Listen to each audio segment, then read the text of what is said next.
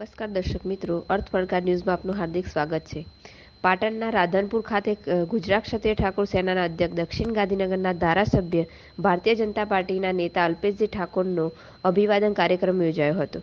ક્ષત્રિય ઠાકોરના સેના દ્વારા રાધનપુર, સાતલપુર સમેત 3 તાલુકાનો સાથે ભવ્ય બાઇક રેલી યોજાઈ યશ હોટલની અને જલારામ પ્લોટ સુધી કઢાવવામાં આવી.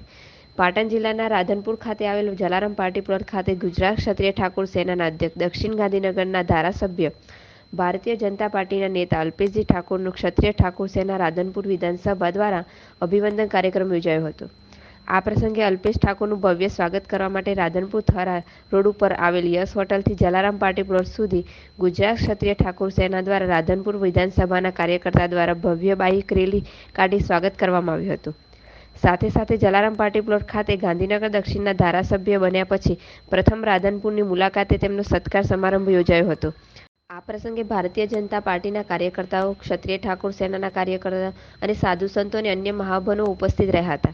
ડોક્ટર ગોવિંદજી ઠાકોર અને રાધનપુર વિધાનસભાના ધારાસભ્ય શ્રી લવિંગસિંહ સોલંકી અને ધારાસભ્ય ધવલસિંહ ઠાકોર અને પાટણ જિલ્લા પંચાયતના પ્રમુખ હેતલબેન ઠાકોર અને રાધનપુર તાલુકા ક્ષત્રિય ઠાકોર સેનાના પ્રમુખ અને અન્ય મહાનુભાવોની ઉપસ્થિતિ અંદર ભવ્ય સન્માન અભિવાદન સમારોહ યોજાયો હતો. ગાંધીનગર દક્ષિણ ધારાસભ્ય અલ્પેશસિંહ ઠાકોર, રિપોર્ટર વસંત કડિયા, પાટણ.